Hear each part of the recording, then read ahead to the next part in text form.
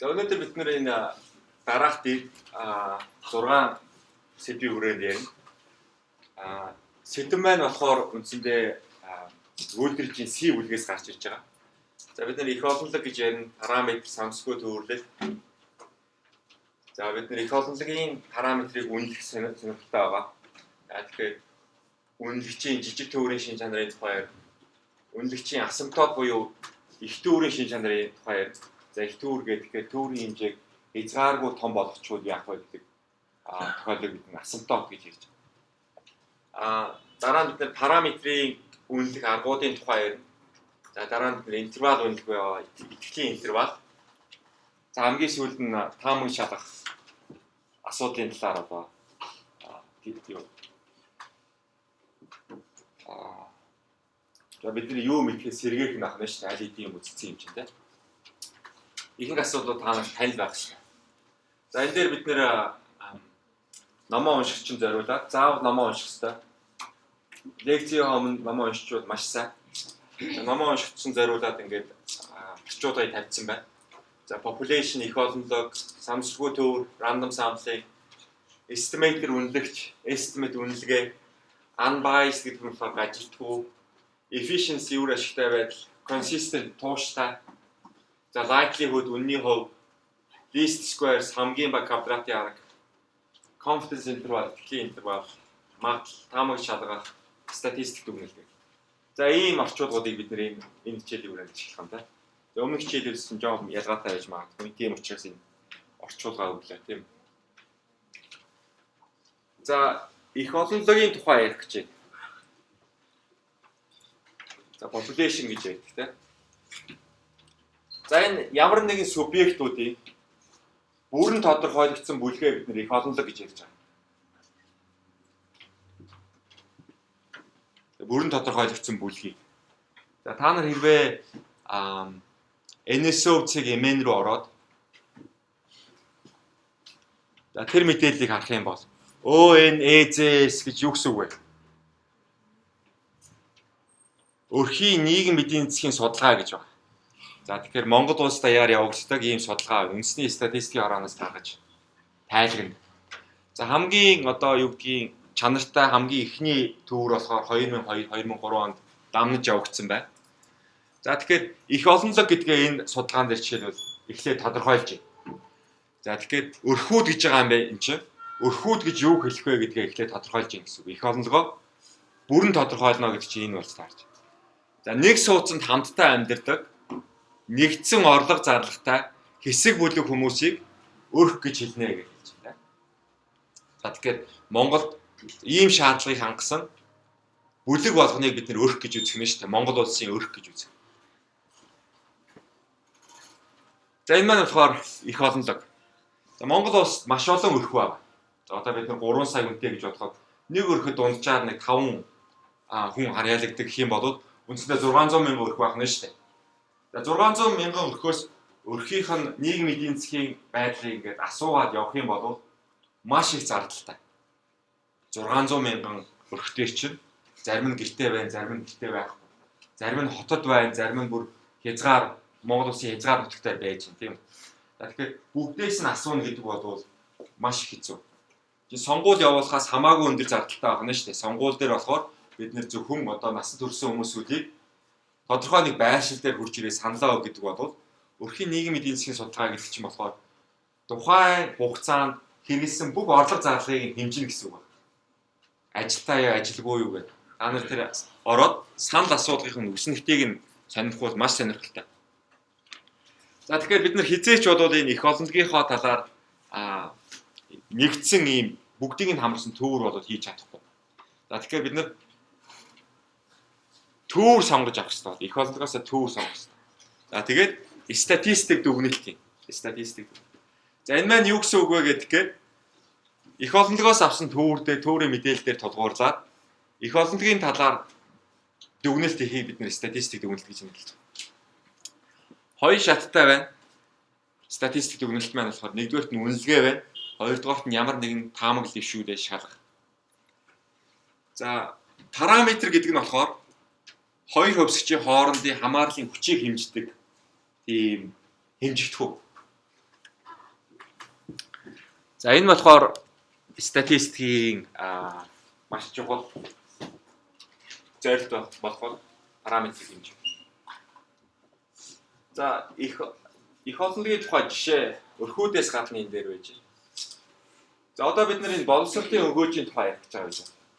За та нар энэ ихтэй сургууль суралцахын өгөөж нь юу юм бэ? Зүгээр одоо 12 жилийн боловсролын системээр төгсгөл ажил дээр гарсан болвол та нарын цалин хэд байх вэ? За 4 жил сурсны дараа цалин чинь хэд байх вэ гэдгийг тогтоох гэж байна. Боловсролын ахиу 1 жилийн өгөөжийг тогтоох гэж байна. За тэгэхээр үүнийг нь болохоор бүх хүмүүсээс дахиад асуух боломж байна. Бид нэр төвөр авах. За төвөр авахтаа болохоор насанд хүрсэн ажиллагчдаас тодорхой хэсгийг сонгож авах. Сонгож авахтаа болохоор санамсаргүйгээр сонгож авах. Тэгэхээр Монгол улсын бүх одоо насанд хүрсэн ажиллаж байгаа хүмүүсүүдийн төлөөд болохоор сонгож авах нь шүү дээ. За хоёр төрлийн үнэлгээ хийж болж байна. Нэгдүгээр цэгэн үнэлгээ. Одоо жишээл бид нэр дүүрээсээ гарсан мэдээлэл дээр тулгуурлаад 1 жил одоо ингээд нэмж сурах нь болохоор цалингийн чинь болохоор үндсэндээ 7.5%-аар өсгдөг байна гэж хэлж байна. Энэ бол цэгэн үнэлгээ. За цэгэн үнэлгээ болохоор үндсэндээ ганц тоо. Хэр нарийвчилтай тооцсон нь болохоор одоохондоо мэддэхгүй байна. Тэгэхээр ямарваа нэг юмыг тооцоход бид нэр үргэлж нарийвчлалын тухай ярина. Тэгэхээр нарийвчлалын тухай болохоор цэгэн үнэлгээ юм өгдөг. За харин интервал үнэлгээ бол тодорхой юм. Одоо жишээлбэл 90% интервал үнэлгээ болохоор доотлын хязгаар нь 5.6-аар өсөж байна. Дээдлийн хязгаар нь болохоор 9.4%-аар өсөж байна. За тэгэхээр бид нар болохоор үргэлж тэр хэдэн хувийн итгэлийн интервал вэ гэдгийг бол ярина. Тэгэхээр бид нар бол 90%. За тэгэхээр 10% нь болохоор ондоо өгөөжтэй байж болно гэж ярьж штэ. Тэ? За хоёрдугаар жишээ бол Мойсийн оюутнуудын дундаж өндөр байна. За Мойс одоо жишээлбэл магадгүй одоо 20 орчим мянган оюутантай байлаа гэж бодъё, тэ? 20 орчим мянган оюутныг одоо ингээд метр дээр зогсоогоод хэмжээд авах чинь боломжгүй шүү дээ. Зарим нь эргэчгүй, тийм ээ? За тэгэхээр бид нар болохоор тодорхой төвөр авах, Мойсийн оюутнуудыг төлөөлөх оюутнуудыг төвөр аваад самсргүйгээр төвөрлөнө. За тэгээд заавал тэр төвөрсөн оюутнуудынхаа өндрийг авах. Тэгэхээр одоо зөвхөн одоо төвөрт хамрагдчихад төвөрт дууд нь орох ёстой мөртлөө ингээд самсргүйгээр төвөрлөхөд ингээд би нүдэн ханжгаад оюутнуудыг ингээд боломжид явж байгаа заах нь шүү дээ. Самсргүйгээр лээ. За тэгэхээр бас самсргүй болохгүй. Хичээлдээ ирдэг оюутнуудыг би сонгох магадaltaй болчих шүү дээ. Годомжинд явж байгаа сонгох юм бол тэ. Тэгэхээр би одоо Мойс бүртгэлтэй бүх одоо дугаараар нь харж агаад тэндээс самсргүйгээр сонгох нь шүү дээ. За тэгээд заавал тэр оюутнуудын өндрийг хэмжиж нэг нь төвөрлөгдсөн ба заавал хэмжиж. Тэгэхээр төвөрлөгдсөн бөгөөд төвөрт одоо хэмжилтээ өгөхгүй байх юм бол юу болох вэ гэхээр одоо жишээлбэл манай хэмжигдэхүүн маань буруу гарах нь шүү дээ. За одоо жишээлбэл нэг маш намхан оюутнууд сонгогдсон гэж бодъё. Тэгэхээр тэнд намхан оюутнууд болохоор ичээд тэр хэмжилтээ өгөхгүй байх юм бол Монгол улсын их сургуулийн оюутнуудын дундаж өндөр чинь болохоор ажилтаа гарна шүү дээ.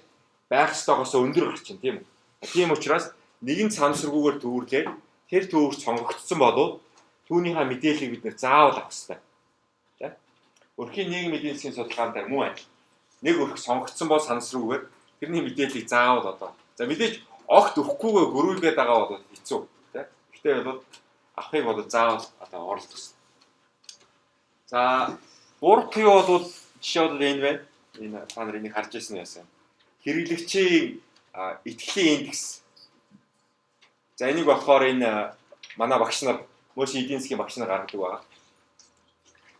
За энэ маань юу гэдэг юм бэ гэхээр Монгол улсын эдийн засгийн хэдийн төлөвийн байдлын талаар бол хүмүүсээс санал асуулга явуулдаг. За тэгэхээр Улаанбаатар хотод одоо жишээлбэл энийг бид нэр жилд нэг явуулж байна. За эдийн засгийн Монгол улсын эдийн засгийн хэдийн төлөв ойрын 6 сард эх жил сайжрах уу үгүй юу гэдэг. Жил болгон асуух нь шүү дээ. Жил болгон асуух. За тэгэхээр хүмүүс болохоор бид нэр мянгаыг сонгоод мянган хүн самсргүйгээр сонгоод за тэгэхээр тэр маань болохоор Улаанбаатар хотын нийт 152 хороо байгаа. За Сүхбаатар дүүрэг, Согны хайрхан дүүрэг гээд нийт 9 дүүрэг 152 хороо байгаа. Хороонуудаасаа бид нэр санамсаргүйгээр төвөрлөж байгаа. За тэр хороонд харгалзах хүмүүсүүдээс нь бас санамсаргүйгээр төвөрлөж байгаа. За тэр хүмүүсүүдээсээ эдийн засгийн нөхцөл байдлын талаар, дэлхийн байдлын талаар бол санал асуу. Зарим нь болохоор ажил хийдэг хүмүүс байна, зарим нь ажилгүй хүмүүс байна. Зарим нь боловсролтой хүмүүс байна, зарим нь боловсролгүй хүмүүс байна. За гэхдээ болохоор Монгол улсын нийт ард түмэн үндсэндээ эдийн засгийн хэтийн төлөвийг яаж харж байгааг тэндээс харах нь шүү дээ. За хоёрдугаар санал асуулга нь болохоор улирал болгон явагддаг. Жил болгон биш. За энэ болохоор Монгол улсыг хамарч хийдэг. Гар утасны дугаараар бид нэр төврөө хийдэг. За би оролцдог манай багш нар хийдэг. За тэгэхээр яадаг вэ гэхээр хоёр сүлжээний утас байдаг хүн байна. Mobicom, Skytel ч юм уу. Бүгдээрээ нэг сүлжээ барьдаг та нар. За Mobicom барьдаг хүн байна. Mobicom барьдаг нь баг талаас илүү байна тийм үү. За тэгэхээр бид нар болохоор ингэж байна. Зарим хүмүүс болохоор Монгол улсын иргэд болохоор хоёр утастай байна. Тэгэхээр Mobicom руу ярихдаа Mobicom-ийнхоо дугаарыг ашигладаг. Skytel руу ашиглахдаа Skytel-ийг ярьдаг тийм. За тэгэхээр бид нар нэг хүн хоёр удаа төвөр сонгогдох эрсдлээс хамгаалахын тулд зөвхөн Mobicom-ыг сонгож байна. Тэгэхээр Mobicom-ын дугааруудыг бүх байгаа дугаарыг Mobicom-оос аваад за тэндээс нь Samsung-оор дугаарууд сонго. 1000 дугаар сонго. За тэгээд дугаарлага утастай. За зарим оюутнууд энэ судалгаанд оролцдог. Та нар сонирх юм бол бас өргөжлөө сонирхож байна.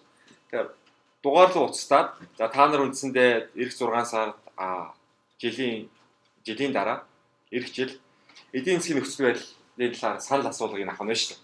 За тэрийг нэгтгээд за Монгол улсын нийт ард түмэн одоо эдийн засгийн хэтийн талаар ийм бодолтой байна гэд бидний дүгнэлт нь шүү дээ. За тэгэхээр та нар бизнесийн оюутнууд ийм мэдээллийг аваад яаж ашиглаж болох нь? Ямар нэгэн хөрөнгө оруулалт хийж байгаа юм. Үйл ажиллагаа өргөдөх зорилгоор тийм. За тэгэхээр Монголын хүн ам эдийн засгийн хэтийн төлөвийн талаар сөрөг хүлээлттэй байх юм бол та нар бодоод бүтээгдэхүүн чинь бодоод зарагдахгүй гэсэн мэдээлэл авах нь шүү дээ. Эерэг мэдээлэлтэй байх юм бол бүтээгдэхүүн ихээр зарагдах юм байна гэдэг мэдээлэл авах нь шүү дээ. За тэгэхээр бид нар юу гэдгийг бүтээгдэхүүнийхээ тоо хэмжээг нэмэгдүүлэх, за хөрөнгө оруулалт хийх хэсэг шийдвэр бол тийм судалгаан дээр дуудуулж хийж байна.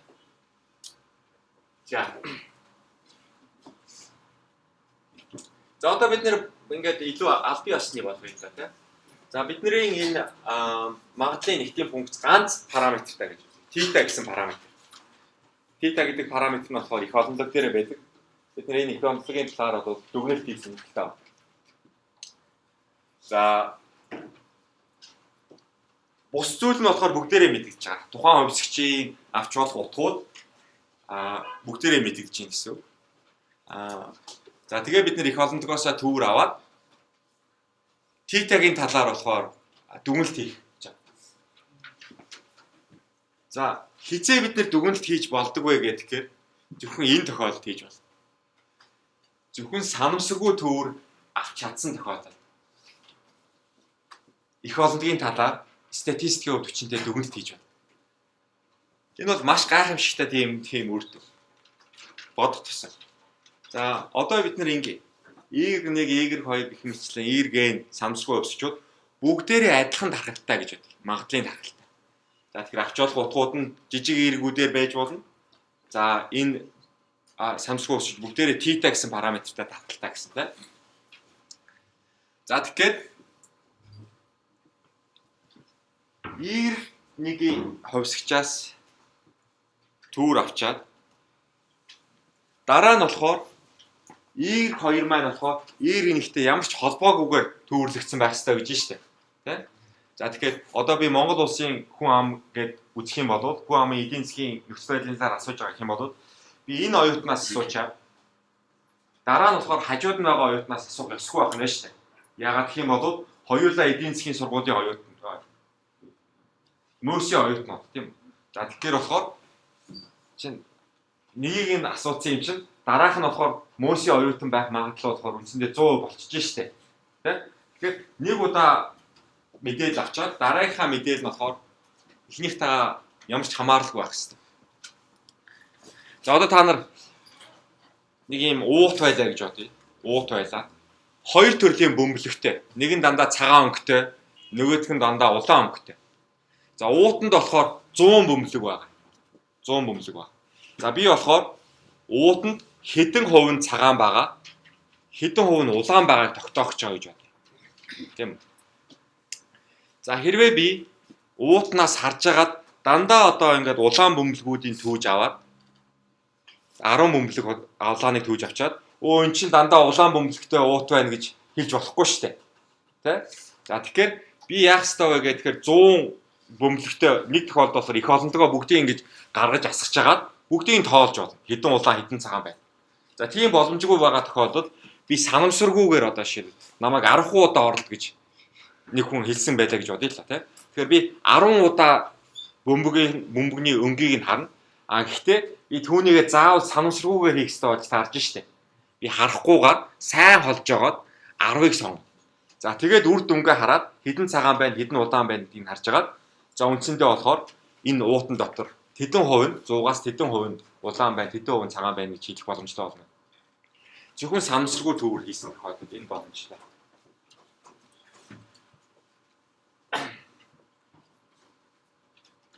За ямар нэгэн тодорхой адилхан тархалтай функцүүдээс төвөр авсан байхын төвөр санамсаргүйгээр төвөр авах юм бол түүнийг бид нар болохоор тусгаад адил тархалтай санамсаргүй өвс гэж нэр. За тэгэхээр энийг англи дээр болохоор IID гэж хэлдэг. Independent тусгаад identically distributed. Тэгэхээр болохоор бүгдээрээ адилхан магадлалын тархалтаас ирсэн байх хэрэгтэй байна шүү дээ. Тэ? За мэдээж их олонгоос бид нэг сая янз янзаар авч болно. Жишээлбэл өнгийг харж байгаа авч болно, эсвэл санамсаргүйгээр авч болно. За хэрвээ тэр авсан утгуудаа бид нэр ингээд тэмдэглэх юм бол том эерэг нэг нь болохоор жижиг эерэг нэг гэдэг утга авчлаа. Улаан уу цагаан уу гэх мэтчлэн бүгдийг юм ажиглагдсан байгаа тохиолдолд энэ маань болохоор тоон өгөгдөл болж байна. Санамсаргүй өвсгч биш. Одоо болохоор бодит тоо болж хуурах нь шүү дээ. Санамсаргүй өвсгч биш байна. За дараа нь болохоор энэ үнэлэгчийн шин чанар гэж байна. За хоёр зүйл байна. Үнэлэгч гэж зүйл байна. Нөгөөх нь болохоор үнэлгээ гэсэн зүйл. За бид нар θ гэсэн параметр яхад тухай ярив та. За тэгэхээр түрүүний бидний ууттай бөмбөлгийн жишээн дээр болохоор θ нь ямар зүйл болж хуурж байна? За улааны пропорц эсвэл бол цагааны пропорц л байх нь шүү дээ. Тэр бол их олонтгийн параметр нь болж таарч. За тэгэхээр бид нар санамсаргүй төврөөс n удаа аваад θ-гийн утгыг олох дүрмийг бид нар үнэлэгч гэж нэрлэж байгаа. Бид яаж олох вэ? Тэр θ параметрийг те. За бид нар одоо жишээлбэл юун дээр яаж олох вэ? Улааныхын пропорцыг яаж олох вэ?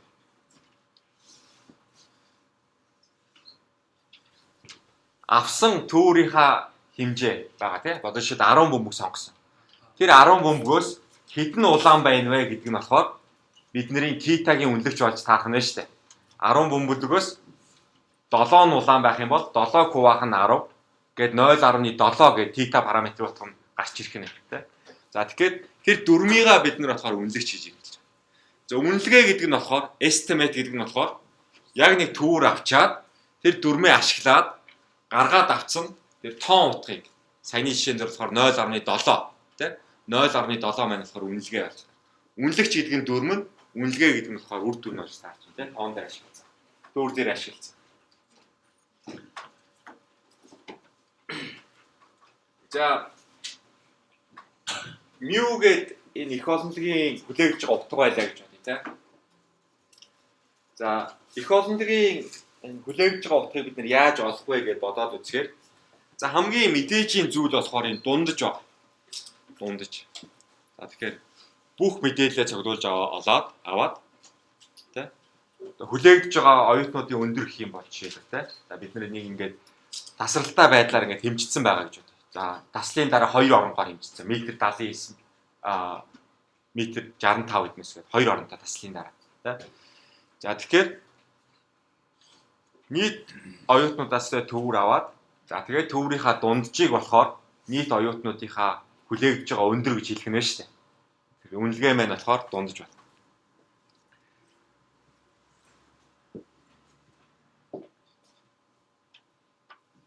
За төвөр авч байгаа бид нэр. Төвөр авч байгаа. За тэгэхээр төврийгээ бид нэр давтаж болно шүү дээ. Тэ? Одоо би 100 бөмбөгнөөсөө утаа 100 бөмбөгнөөсөө нэг удаа 10 удаа сонгож болно. Тэгэхээр надад T-ийн талаар нэг утга өгнө тийм үү? Нэг үнэлгээ өгнө. За би дахиад бүгдийг нь буцааж хийж байгаад нэг 10 бөмбөлгөө. Би дахиад 10-ыг сонгож болно. Тэгэхээр үнэлгээ маань дахиад 0.7 байх албагүй шүү дээ. Тэ? Тэгэхээр үнэлэгч маань болохоор өөрөө бол санамсаргүй өвсгч болж таарж штэ. Янз бүрийн утга өгж болно. Энэ үнэлэгчээс чинь.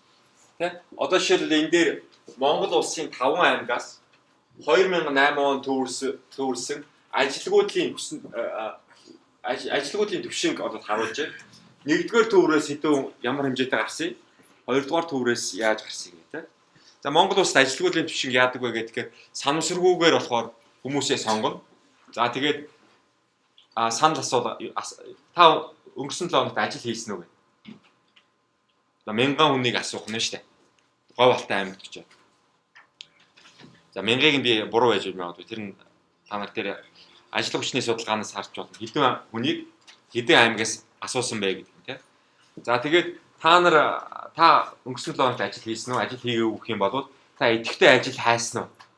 За тэгэхээр идэвхтэй ажилгүй.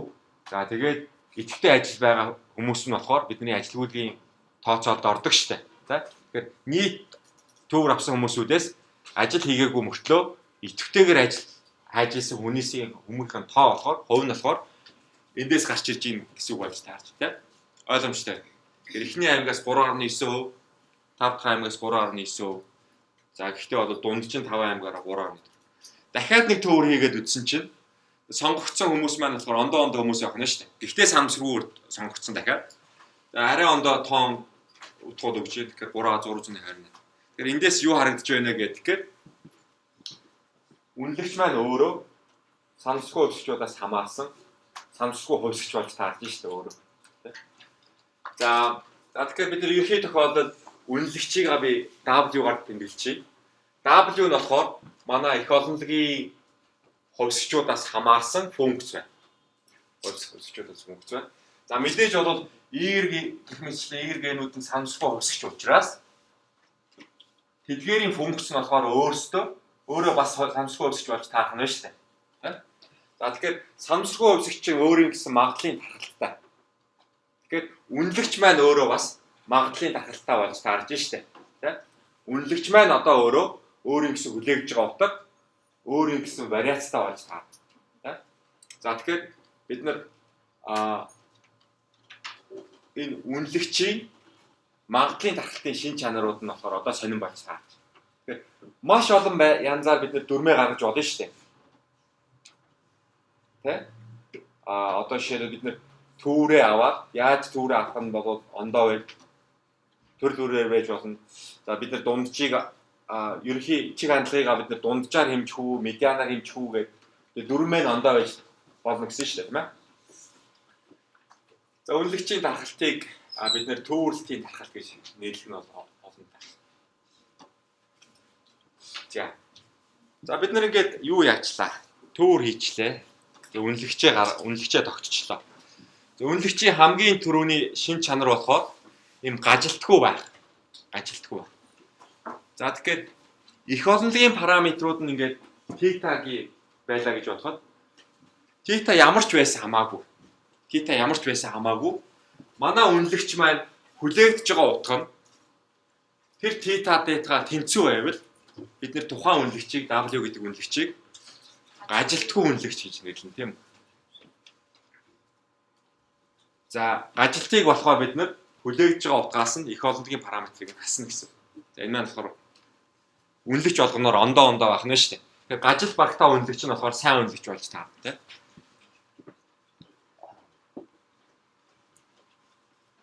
За төврийн дундаж болвол дээрээ дураас таг дундаж гэдэг үзсэн байна тийм. За би төврийн дунджийг төөрийн голчийн үнэлэгч гэж авч үзэж байгаа гэж. Тэгэхээр би ажилтаа хэсгийг нь одоо тооцож байгаа. За ажилтаа хэсгийг нь тооцож байгаа тийм. За тэгэхээр дундаж маань болохоор Y-I гээд 1-ээс N гэсэн санамсаргүй өсгчудаас ирнэ. Одоо бүгдээрээ санамсаргүй өсгчуд шүү дээ, тийм. За тэгээд хооронд нь нэмээд тэр санамсаргүй өсгчүүдийнхаа тоонд хуваач. За тэгээд би хүлээлт авч байна. Тэгэхээр нийлбэрийн хүлээлт гэдэг бол тус бүрийнх нь хүлээлтүүдийн нийлбэр гэж ярьсан шүү дээ. Тийм. За тэгээд энэ хувьсгч болгон өөрсдөө тусгаар бөгөөд адил тархалтай. Адил тархалтай гэдэг нь болохоор өөрсдийг μ гэсэн голчтой байх нь шүү дээ. Бүгдээр адилхан μ гэсэн голчтой. За тус бүрээс нь одоо хүлээлт авчихаар тус бүрдээ болохоор μ гэдэг голч гарч ирнэ шүү дээ. Тэ? μ гэдэг голч гарч ирнэ. За тэгэхээр μ гэдэг голчийгоо n удаа нэмээд n-д нь хуваатчих. За тэгэхээр эндээс болохоор μ гэдээ гараад ирж шүү дээ. Тэгэхээр хэрвээ бид нэр голчийг бид нар дунджаар хэмжиж байгаа тохиолдолд энэ дундаж гэдэг бол μ-гийн гажилтгүй үнэлэгч байна гэдгийг эндээс харж болж шүү дээ. Тэ санаа нь болохоор. Ойлгож байна. Тэ дундаж гэдэг үнэлэгч маань их олонлогийн хүлээж байгаа утгыг бид нар үнэлж байгаа үнэлэгч гэсэн үг. Тэгэхээр дундаж гэдэг маань болохоор гажилтгүй үнэлэгч болж таа. За дараа нь болохоор вариацийг үнэлэх шин чанар байна. За тэгэхээр бид нэр Y-I гэдэг хувьсгчуудыг бүгдээрээ адилхан μ голчтой сигма квадрат вариацтай гэж үздэг. За тэгвэл тэрийг нь бидний түүрийн вариац гэдэг S квадратаар болохоор үнэлж байгаа гэж. Бид нэр түрүүний олсон голч гэдээ байгаа. Голчийн үнэлэгчээ орлуулад за ингээд бодох юм бол энэ маань бас гажилтгүй үнэлж байна. За хоёр дахь зүйл болохоор энэ юу вэ?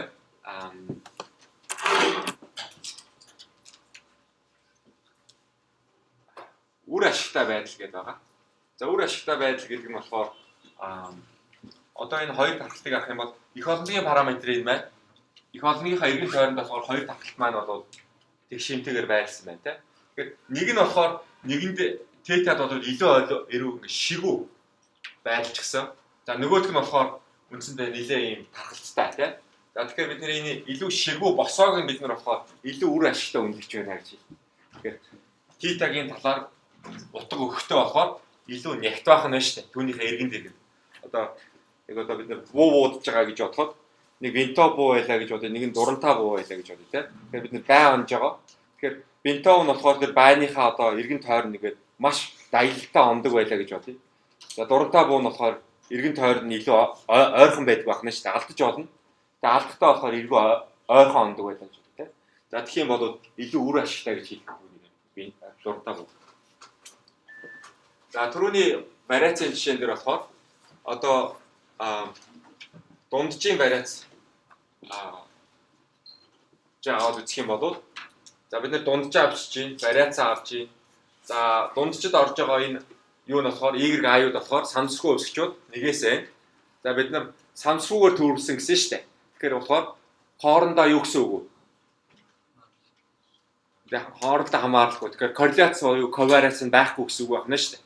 За тэгэхээр одоо бид нар вариац авахаар чинь тус бүрийнх нь вариацууд болж таарах юм тийм үү? N-үүд чинь бүгдээрээ тогтмол тооноос вариац авахаар чинь квадрат зэрэг дэвш гарна гэсэн шүү дээ. Тэ? Тус хурдаа вариацууд ковариац гэсэн хэсэг байхгүй учраас сигма квадратыг хуваахна. За тэгэхээр вариацыг бид нар голчийг бид нар дунджаар хэмжсэн байгаа тохиолдолд үнэлэгч шүү дээ, тэ? Тэр үнэлэгчийн маань вариац болохоор сигма квадратыг хуваахна. За тэгэхээр яаж ийм вэ гэхээр n гэдэг чинь түүрийн хэмжээ шүү дээ. Түүрийн хэмжээ. Тэгэхээр бид нар түүрийнхаа хэмжээг ингээд өсгөөд явах тусам их түүр ингээд аль олон тооны үзэгдлийг ингээд цуглуулах тусам манай нөгөө вариац чинь болохоор улам гэж агшиж ирэх нэ шүү дээ. Их олон голч утгаасаа болохоор улам бүр юм даялалтгүй болоод бүр их олонлог дээр ингээд нягтарч ирэх нэ шүү дээ. Тэ? N өсгийн хэрэг чинь тоог их тоонд хувааж штэ. Тэгэхээр үндсэндээ бол вариац нь тэгрүү тэмүүлж ийн гэсэн үг тийм. Тэгэхээр үндсэндээ бол онох ёстой юм аа үндсэндээ дандаа онжийн гэсэн үг болж таарж штэ. Тийм. Тэгэхээр Тэгэхээр бид нэр түүрээ аль болох том хэмжээтэй авах гэж оролддгийн ач холбогдол нь болохоор энэ вариацаа болохоор багасгах зорилготой байдаг байна. Тийм. За тууштай гэж байгаа. За тууштай үнэлэгч. Тууштай үнэлэгч гэж юу гэсэн үг вэ гэхээр ажилттай байж болно. Ажилттай байж болно. Тэгэхээр 10 төвөр аваад хүлээгдэж байгаа утга нь болохоор их олонлогынхаа голч утгатаа тэнцдэггүй байж байна. Тууштай гэдэг нь юу гэсэн үг юм бэ гэхээр төврийнхаа хэмжээг өсгөх тусам 10 байснаа 20 болгоод, 30 болгоод, 100 болгоод, 1000 болгоод төврийнхаа хэмжээг өсгөх тусам манай хүлээгдэж байгаа утга их олонлогын голч утга руу дөхдөг байх юм бол бид нар түүний тууштай үнэлэгч нэг consistent тийм. За математикийн хувьд болохоор n нь хязгааргүйрөө тэмүүлэхэд манай үнэлэгч болон их олонлогийн параметр хоёрын зай тодорхой бага эпсилон тооноос их байх магадлал нь болохоор тэгрүү тэмүүлдэг. За үүнийг бид нар болохоор тууштай үнэлэгч гэж байна. За хэрвээ бид нар магадлалын хязгаар ашиглаад үнэлэх юм бол энэ p limit гэж байна. Та нар зөвхөн математикаас авах лимитийг бол мэдэх ба. Энэ болохоор probability limit. Энэ үнэлэгчийн магадлалын хязгаар нь болохоор θ байх юм бол тууштай үнэлэгч. За Хтооны хууль гэж байгаа. Хтооны хуулиар юу гэдэг вэ гэхээр y1 y2 гэх мэтчлэн y-г ингээд самсаргүй хувьсгч байлаа гэж байна. Хувьсгч. За ямар ч хамаагүй тархалтай байж болно. Ямар ч хамаагүй тархалтай самсаргүй хувьсгч. За гол нь болохоор BBS-аар тусгаад за бүгд адил тархалтай, бүгдээр адилхан тархалтай. За хүлээгдэж байгаа утга нь болохоор μ бүгдээрнийх нь хувь. За тэгэх юм бол дунджийн магадлалын хязгаар нь үргэлж μ-та тэнцэж байна.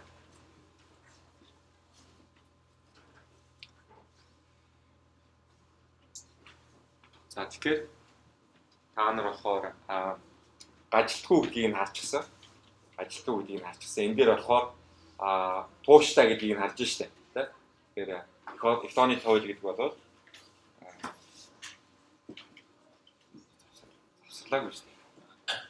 За дараа нь болохоор асимптотик нормал тархалт гэж байгаа. За phi z гэдэг нь болохоор стандарт нормал тархалтын функц гэдэг үзье. Zn нь болохоор n-ийн 1-ээс 1 2 гэх мэтчлэн одоо хязгааргүй үргэлж байгаа юм сонсгүй өсөж байна. За z-ийн бүх утга нь жижиг z-ийн одоо тогтмолтой гэсэн.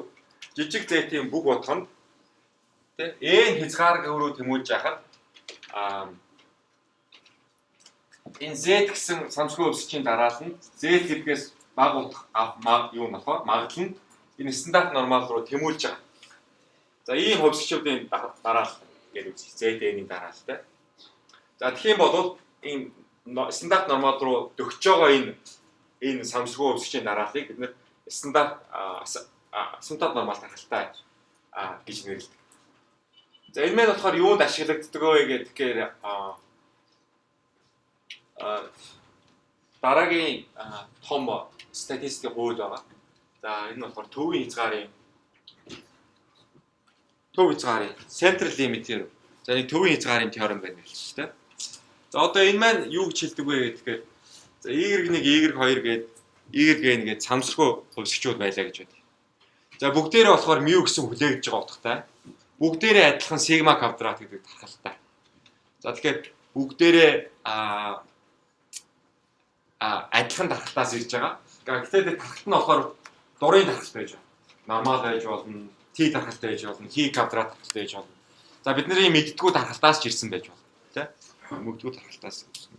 Тэгэх юм бол энэ төв хязгаарын теорем юу гэдэг вэ гэхээр энэ самсгүй хувьсгчдийнхаа дунджийг нь олчих юм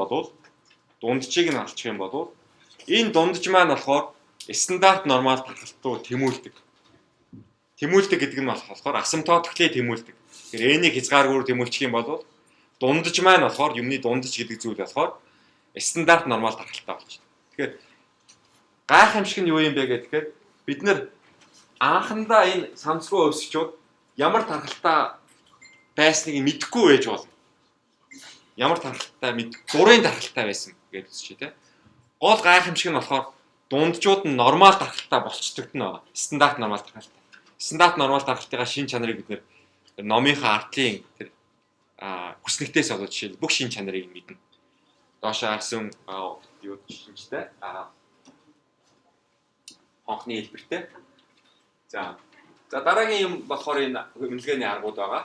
За моментийн арга гэж байна, хамгийн их үнний хувийн арга гэж байна, хамгийн бага квадратын арга. Тэгэхээр үнэлэгчд болохоор янз янз байна гэсэн шүү дээ. Тэгэхээр үнэлэгчдийн шин чанарын хувьд болохоор энэ гурван аргын хувьд жишээл харьцуулж байна. За моментийн арга гэдэг нь болохоор тодорхой ямар нэгэн моментд авч үзэн 1-р момент, 2-р момент гэх мэтчлэн. За тэгээд тухайн моментийг тодорхой нэг шаардлага хангах зорилгоор үнэлэгчээ олж байгаа тохиолдолд моментийн арга. За моментийн арга нь болохоор ажилтгүй тууштай үнэлж байгаа. За хамгийн их үнний хувийн арга. За тэгэхээр жишээлбэл бид нар энэ Y1 Y гэх мэтлээ Y гэдэг самсгүй өвсгчийг ийм даргалтай их олондгоос авсан гэж үзье. Бүгдээрээ адилхан даргалтай. Самсруугаар авсан учраас одоо энэ төвөр гарч ирсэн одоо самсргүй зүйлээс ингээд нэг зүйл бий болсон байна шүү дээ. Ажигласан юм чи тус өөрийнх нь утгыг те. Тэгэхээр θ параметр өгсөн тэр тухайн бүгдээрээ адилхан даргалтай. За тэгээд эдгээр хувьсгчууд тодорхой утга аваад за тэр зүйл бий болох одоо юу гэдэг магадлал гэдэг юм уу үнний хөв гэж байна. Магадлал гэдэг ойлгож байна зүйл. За тэгэхээр бид нар самсруугаар төвөрсөн учраас одоо Y1 утгатай Y2 утга гэх мэтчлэн энэ магадлал бол юу гэсэн үг вэ? Самсруугаар авсан учраас бие биесээ тусгаар гэсэн үг шүү дээ. Тусгаар гэдэг бол эдний хамтын магадлалчин болохоор тус урынхын магадлалуудын үржүүр болж таарна шүү дээ. За тий. За тэгэхээр өөрөөр хэлбэл θ гэсэн параметртай.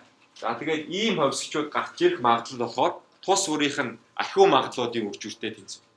За тэгвэл одоо бид нар энэ функцийг максимумчлахаар θ-г олж байна.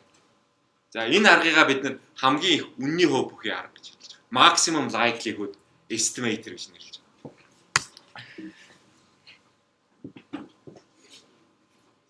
За дараа нь болохоор хамгийн бага квадратын арга гэж байгаа. Хамгийн бага квадратын арга гэдэг нь болохоор тодорхой үзэгдлүүд үнэлэгдсэн утгаасаа хамгийн бага зайтай байхад бид нэр үнэлж явах юм бол үнийг хамгийн бага квадратын арга гэж. За одоо жишээл бид нэр юу гэж бодъё л да тий. Их олонлогынхаа хүлээж байгаа утгыг олох гэж байгаа гэж. За тэгэхээр самсгүй хувьсгчууд маань болохоор тэр хүлээж байгаа утгаасаа хамгийн бага зайтай байхаар бид нар μ болж ийн гэсэн үгээр таадна шүү дээ. Тэгэхээр бид нар болохоор хувьсгчуудаасаа толчийг нь хасаад за тэгээд квадрат зэрэг төвшүүлээд зай нь болохоор дээшээ доошоо зайг нь болохоор адилхан тэгшинтэйгээр авч үзэх юм тийм үү. Тэгээ хооронд нэмээд нийт одоо зайгаа олох нь шүү дээ. За тэгээд тэр нийт зайгаа минимумчлахаар m-ийг олж ийн гэсэн. Хэрвээ та нар энэ бодлыг бодох юм бол дундаж гарч ирэх гэсэн. Дундажийн том юм. За интервал үнэлгээ гэж байгаа. За бид нар түрүүн ярьчихсан байгаа. Цэгэн үнэлгээ гэдэг бол тухайн параметр хэр наривчлалтаар тооцогдож байгаа талаар мэдээлэл өгөх. Интервал үнэлгээ болдог нь интервал үнэлгээ болон идэвхтэй интервал. За одоо жишээл бид нэр нормал хаталтаас ирсэн самсгүй өсгч байлаа гэж бодсон. N шиг μ голчтой нэг вариацтай. За тэгэх юм бол Y-ийн дундаж хэд бол дундаж утга бол нормал хаталтай. μ 1-ээс бага нэг гэсэн. За энэ болохоор симптом гэх. За бид нэр ер нь завсрал болоод байна. Арай болоогүй шүү дээ. 2 минут байна уу? Болчихноо тий. За тэгвэл завсар. За энэ дээр бид нар 2 юу байгаа? 2 лекц слайд байгаа. Та нарыг гүйцэд үзчих байх гэж найдаж байна. За дараа нь дараагийн